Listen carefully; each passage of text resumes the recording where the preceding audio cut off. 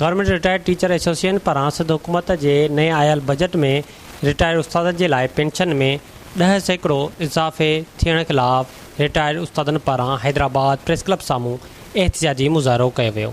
उन मौक़े ते रिटायर्ड उस्तादनि अवामी आवाज़ टीवी सां ॻाल्हाईंदे चयो त नए बजट में सिंध हुकूमत पारां रिटायर्ड उस्तादनि लाइ पेंशन में सिर्फ़ 10% इज़ाफ़ो कयो वियो आहे।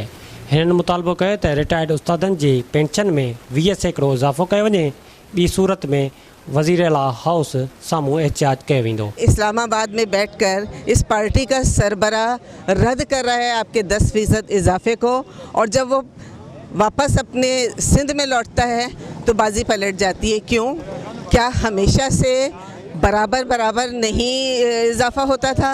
जितना जो काम करने वाले उस वक्त मुलाजमीन थे उनका, इसी तरह सीनियर सिटीजन्स का भी इजाफा होता था।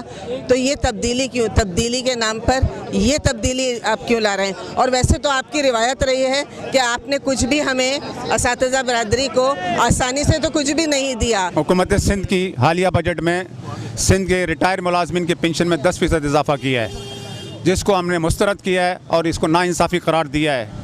ख़ुद इनके चेयरमैन बिलावल भुट्टो ज़रदारी ने कौमी असम्बली के अंदर मरकज़ के बजट को 10% देने पर अवाम दुश्मन कहा था। तो आज ये बताएं कि जब 10% ये मुलाजमीन की पेंशनों में इजाफा कर रहे हैं तो उसको हम क्या नाम दें?